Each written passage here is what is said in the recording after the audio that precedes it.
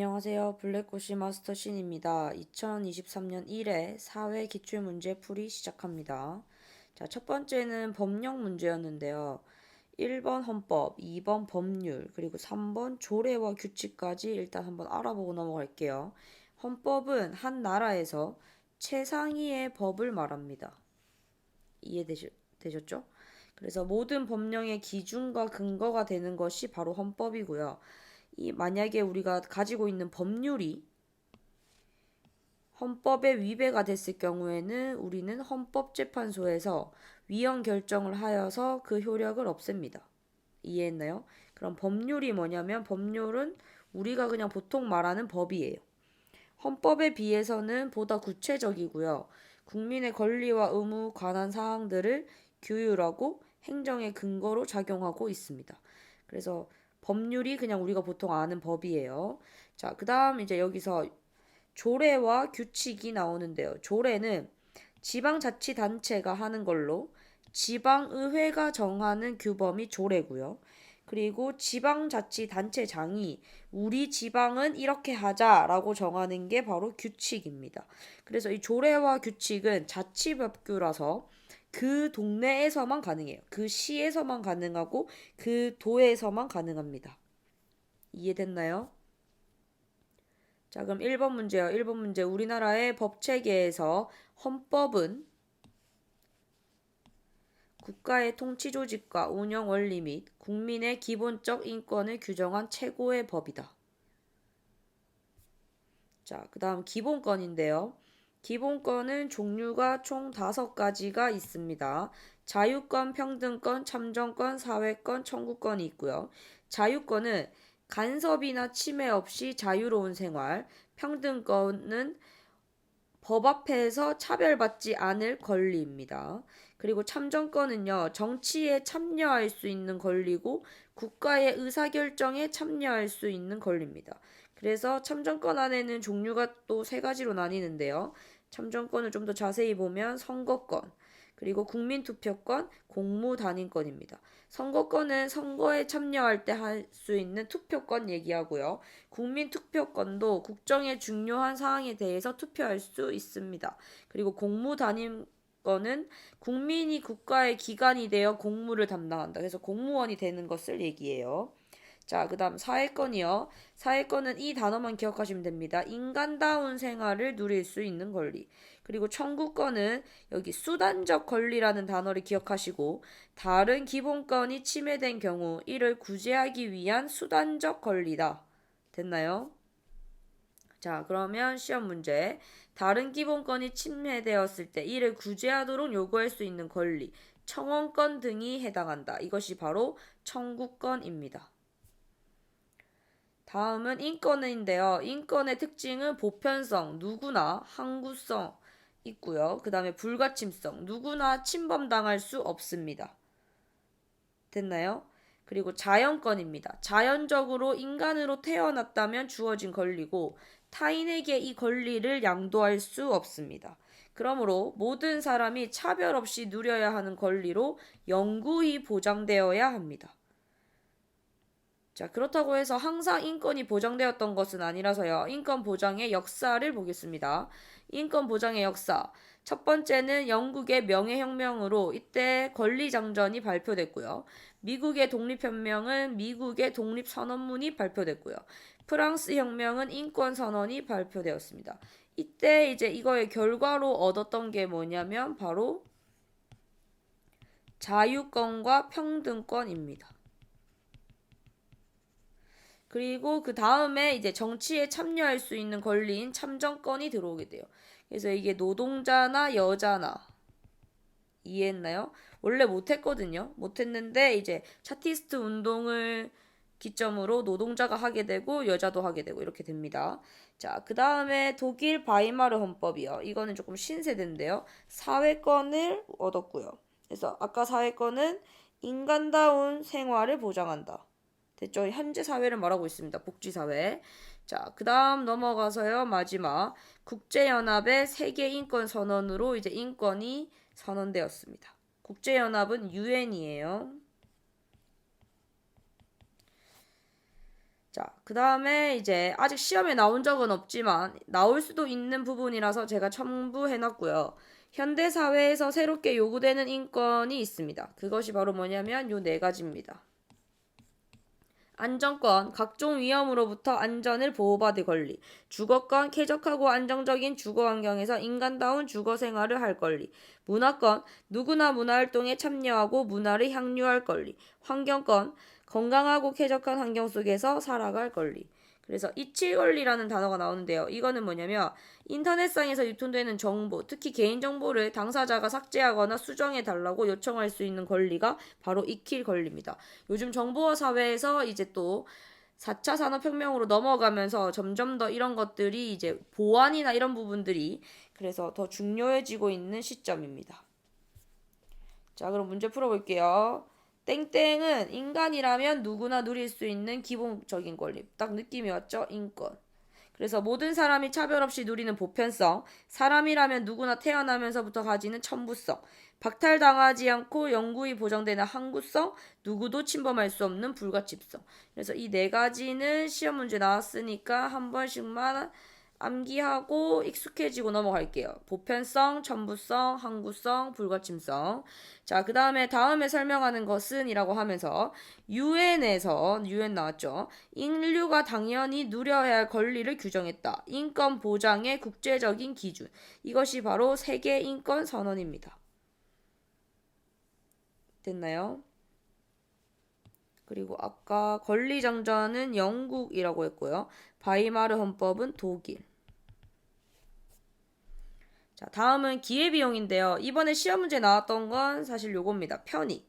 어떤 경제적 선택을 통해 얻게 되는 만족이나 이익이 편익이고요. 기회비용의 파트에서 이 부분이 나왔기 때문에 우리는 기회비용을 같이 볼 거예요. 기회비용이란 어떤 선택을 함으로써 포기하게 되는 가치 중 가장 가치가 큰 것을 얘기합니다. 이해했나요?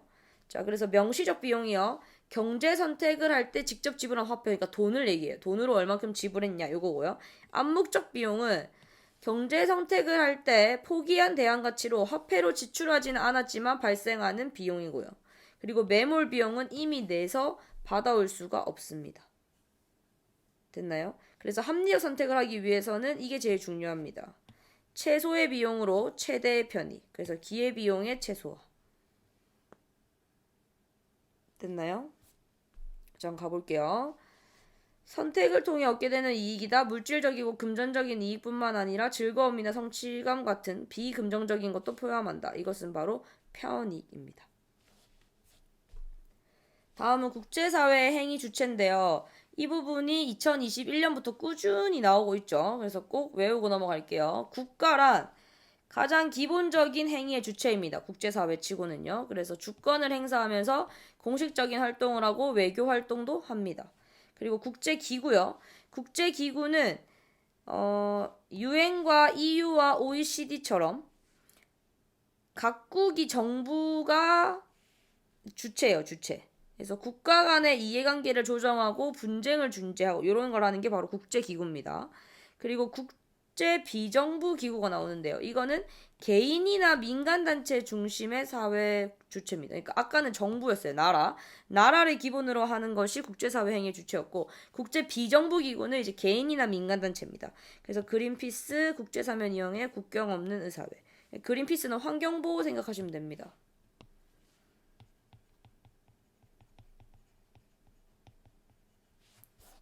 자, 그럼 문제 풀어 넘어갈게요. 정부를 구성 단위로 한다. 국제사회 행위의 주체다. 정부요. 그래서 EU, WTO, OECD. 여기까지 되지만 다문화 사회는 말이 안 되죠. 그래서 아까 적어놓은 데서 EU와 WTO까지 넣어서 같이 외워주세요. 그 다음 25번요. 주요 활동은 환경오염 유발 행위 감시 활동으로 비정부 기구랍니다. 그래서 이것은 바로 그린피스죠. 다음은 시장 실패입니다. 시장 실패는 시장에서 자원 배분이 효율적으로 이루어지지 못하는 상태로 시장 실패의 유형에는 첫 번째, 불안정 경쟁이 있습니다. 그래서 이 불안정 경쟁은 독점과 과점으로 보시면 되는데요. 독점은 공급자가 하나밖에 없어서 무조건 그것밖에 못 쓰는 거예요. 그리고 과점은 소수의 공급자가 존재하는 걸 얘기하죠. 근데 이 상태에서 문제가 또 될 수 있는 거는 기업들의 단합회의입니다. 그래서 자기들이 그냥 그 가격을 책정해서 이제 딱 올려버리면 이제 소비자들은 어쩔 수 없는 상황이 되죠. 이해했나요? 그 다음 공공재의 부족도 시장 실패의 유형 중 하나인데요. 공공재는 대가를 지불하지 않아도 누구든지 사용 가능한 공동의 재화나 서비스로 우리가 지금 봤을 때는 그 가로등 같은 거 있죠. 그래서 이제 국가에서 해주는 건데 우리가 뭐 딱히 전기료를 내거나 하진 않잖아요. 그러니까 그런 것들요. 그러면 이 부분에 있어서 무임승차의 문제가 발생하기가 쉽습니다. 다음은 외부 효과 발생인데요.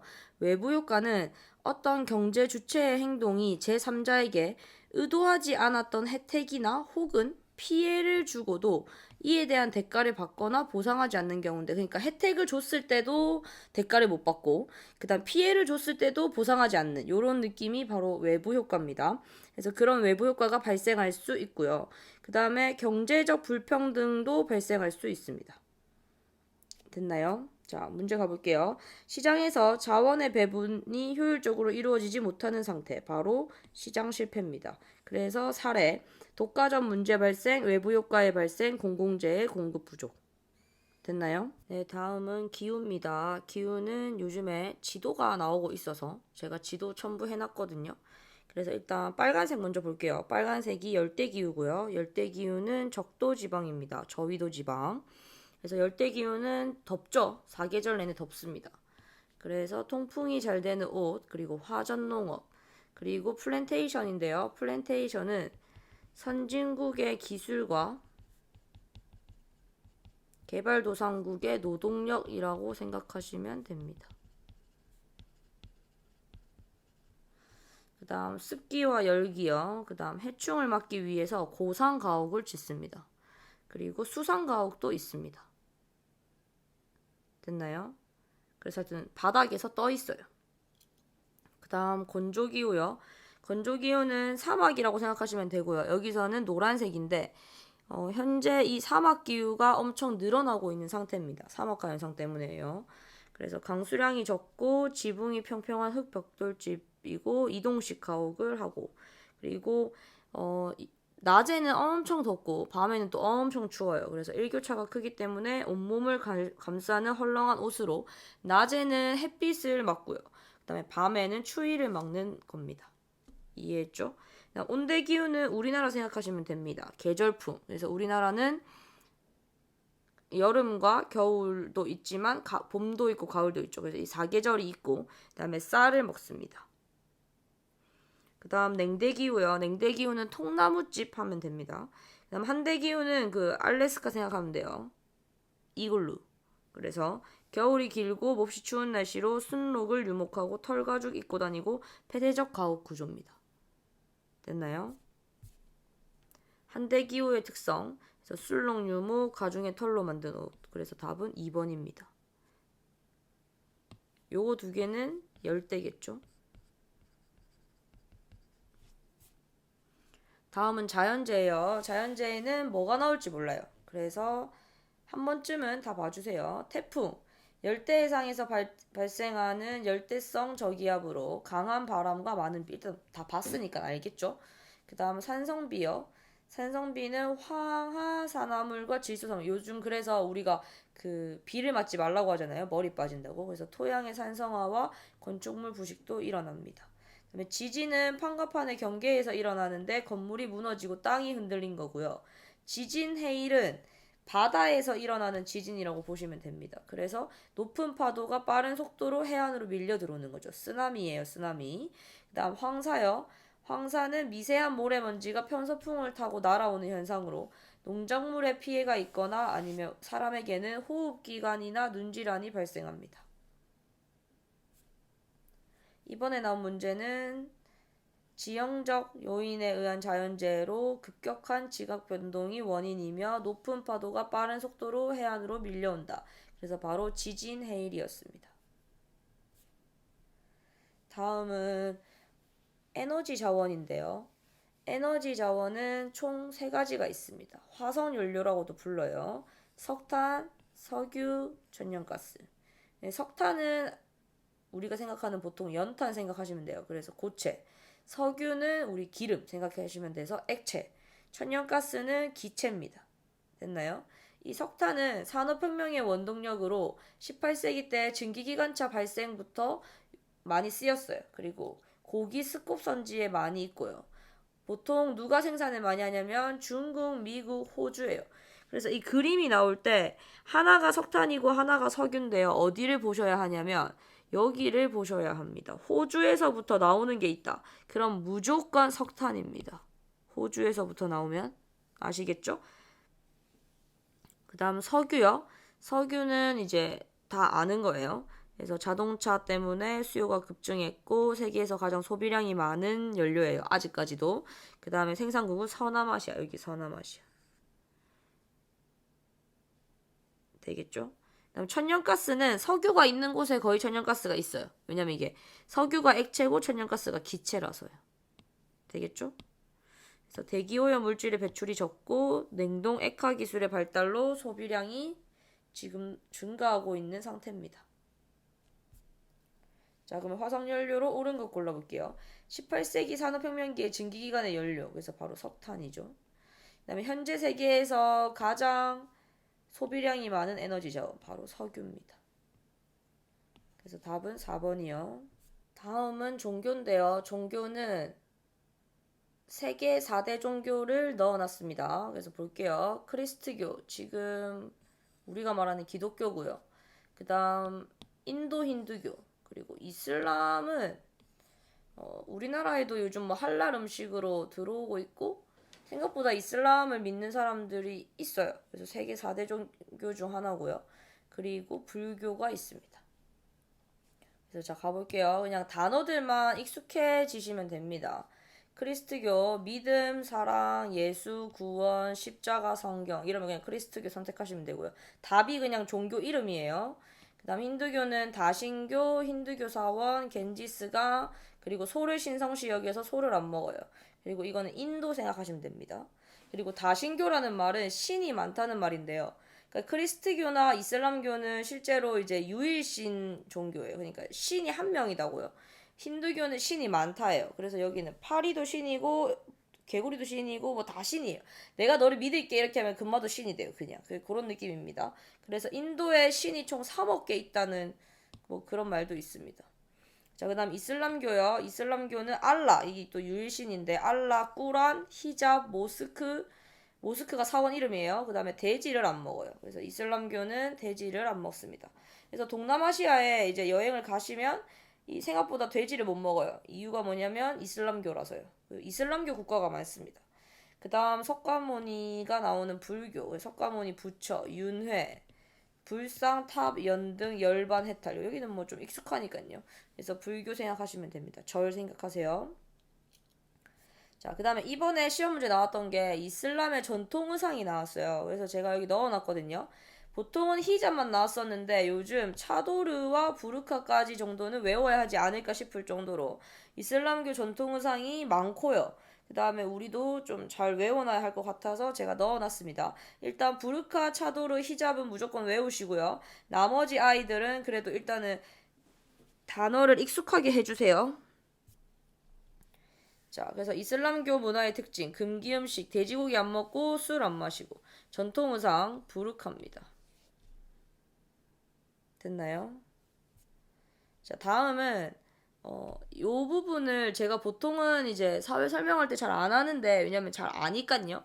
근데 해야 할 것 같아서 일단 산업화와 도시화로 인한 생활 공간의 변화로 제가 넣어놨고요. 거주 공간의 변화와 생태 환경의 변화인데 이게 대충 알아요. 근데 이제 우리는 태어나 보니 이미 산업화와 도시화가 진행된 상태에서 태어나다 보니 이게 익숙한데 또 뭐 말을 들으면 틀리실까 싶기도 해서 보통은 잘 설명을 안 하는데 일단 제가 봤을 때 저기 도심, 부도심 도시 외곽 지역 요런 느낌은 한 번쯤 그래도 꼭 단어를 보고 가시는 게 좋고 교외화 현상도 조금 보는 게 좋을 것 같아서 제가 한번 넣어놨습니다. 그리고 이번 시험에 나왔던 게 바로 대도시권이었거든요. 그래서 일단은 가볼게요. 그래서 거주 공간의 변화는 이렇습니다. 당연히 인구의 증가과 교통의 발달로 주거지와 직장이 멀어진 상태죠. 그래서 실제로 수도권이라고 해서 이렇게 되잖아요. 그래서 서울을 중심으로 서울에만 있는 것이 아니라 요 옆에 이 경기도가 싹 다 수도권으로 묶이잖아요. 실제 저희 부산도 그렇습니다. 그래서 부산이 있는데 여기 보면 양산, 김해 이쪽이 아니군요. 김해, 양산, 뭐 이렇게 울산 뭐 이런 식으로 다 또 묶여 있어요. 그래서 뭐 울산까지 뭐 지하철로도 갈 수 있고 양산도 지하철로 갈 수 있고 이런 느낌이거든요. 그래서 이런 부분에서 점점 이렇게 대도시권이 형성됩니다. 대도시와 주변 지역이 기능적으로 밀접한 관계를 맺는 거죠. 됐나요? 도시 내부에는 도심이 있고요. 도심에는 모든 것의 중심지라고 보시면 됩니다. 그리고 부도심은 이 거리가 멀기 때문에 도심까지 가야 되지만 도심까지 가기가 힘든 상황에서 도심의 기능을 또 담당하는 부분이 부도심이에요. 그리고 도시 외곽 지역은 이제 지대가 싸다 보니까요. 요즘은 주거와 공업 지역으로 사용되고 있습니다. 이것이 바로 거주 공간의 기능의 분화입니다. 그리고 대도시 주변에는 교외화 현상이 나타납니다. 됐나요? 그리고 생태 환경의 변화는요. 일단 산업화와 도시화가 되다 보니까 사람들이 살아가는 시가지의 면적은 증가하고요. 녹지는 점점 감소하고 있습니다. 그러다 보니까 요즘에는 이제 아파트를 짓거나 뭐 이렇게 오피스텔을 짓더라도 옥상 정원이나 그리고 이렇게 기본적으로 녹지 공간이 어느 정도 있어야 허가를 내준다고 해요. 왜냐하면 너무 또 초록이를 못 보고 살면 사람들이 힘들거든요. 그리고 그러다 보니까 우리나라가 제일 잘하는 건축, 제한된 공간을 효율적으로 사용하는 집약적 토지. 그래서 우리나라는 건물이 다 높습니다. 그 이유는 땅덩어리가 작아서 그래요. 되겠죠? 자, 그럼 가볼게요. 대도시의 기능과 영향력이 주변 지역으로 확대되면서 형성되는 생활권으로 집과 직장의 거리가 멀어지는 사람들이 많다. 그래서 바로 대도시권. 됐나요? 그 다음에 산업화가 가져온 결과, 변화. 직업의 다양성이 증가하고 도시화의 촉진이 일어납니다. 예전에는 그냥 뭐 농사밖에 없었지만 요즘에는 직업의 다양성이 증가했죠. 다음은 열섬 현상인데요. 제가 이 문제를 보고 깨달았는데 2021년까지는 무조건 봐야겠다는 생각이 들었어요. 아시겠죠? 그래서 꼭 봐주세요. 2021년 영상부터는 꼭 봐주시고 했던 문제가 지금 또 나오고 있어요. 그래서 사실은 제 영상을 다 본 사람들은 지금 아까 그 부르카 그거 빼고는 다 맞추셔야 돼요. 아시겠죠? 자, 열섬 현상은 도심의 기온이 주변보다 높게 나타나는 현상으로 원인은 이 세 가지가 있습니다. 아스팔트 도로, 콘크리트 건물, 그리고 자동차의 배기가스 배출 증가. 됐죠? 그래서 도시의 아스팔트 도로와 콘크리트 구조물의 증가와 도시 내부에 인공열이 발생한다. 그래서 열섬 현상. 다음은 인구 분포인데요. 이 부분은 단어만 조금 아시면 될 것 같아요. 그래서 인구 분포에 영향을 미치는 요인으로 첫 번째 자연적. 자연적은 지형, 기후, 식생, 토양 이러한 자연환경을 말한다. 그래서 보통 농경사회, 농업사회에서 말하는 거고요. 그 다음에 지금 우리가 결정할 때는 인문사회적 요인이 많아요.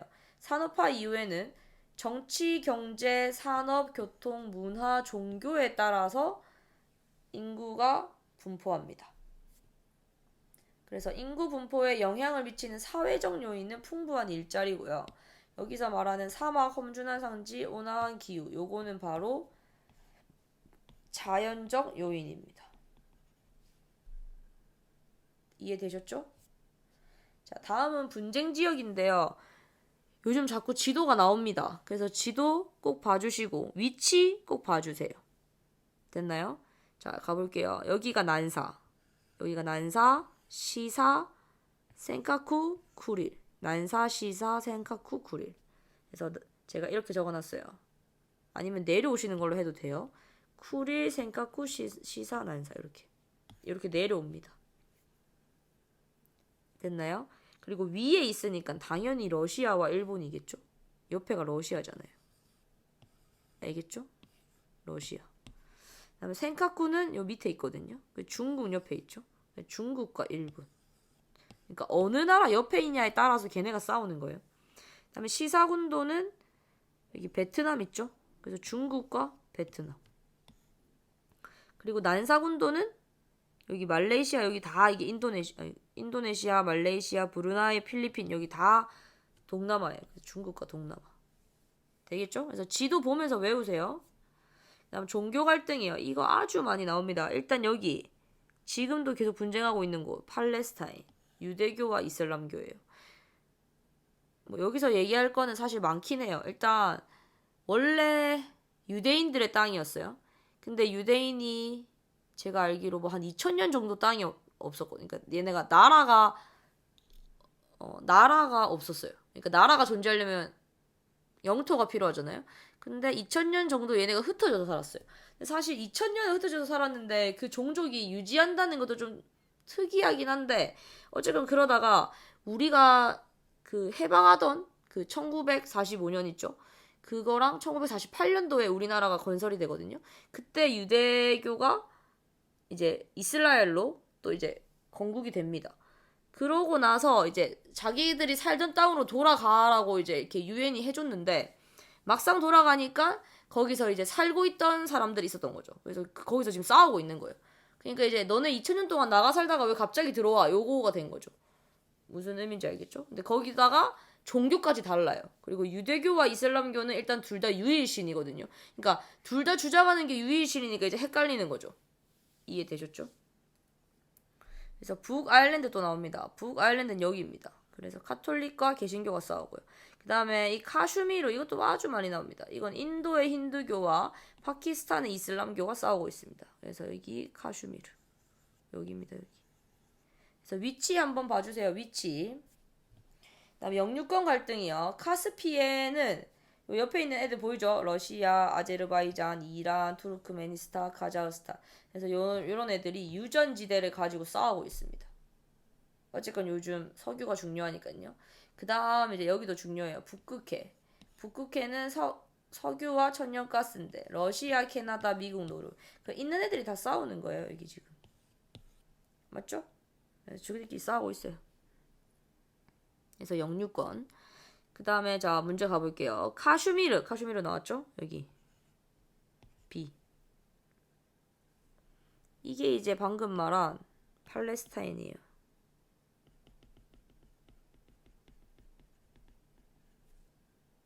됐죠?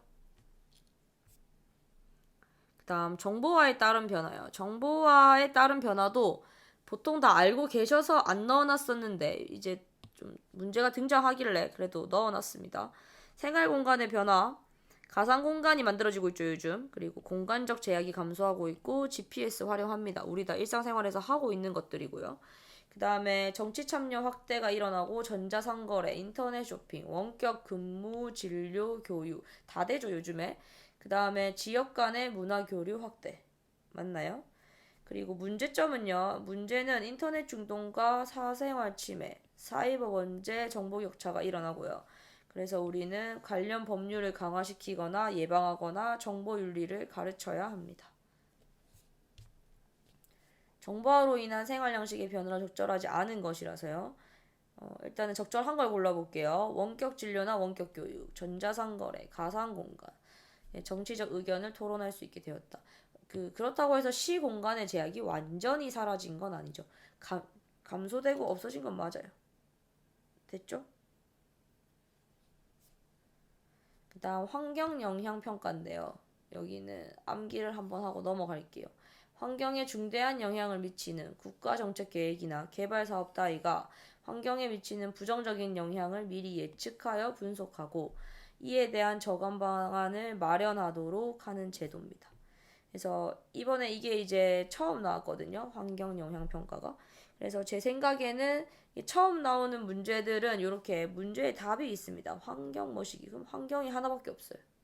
그리고 핵도 아니고 일단은 도와주는 것도 아니고 용광로는 실제 우리가 문화정책에서 배우는 거라서 이거는 아마 제꾸셨을 거고요. 그래서 이렇게 처음 나오는 문제는 문제 속에 답이 있다는 거 기억하시고 문제 풀어주세요. 자, 그럼 여기까지가 4회 끝입니다. 2023년 2회 시험 파이팅입니다.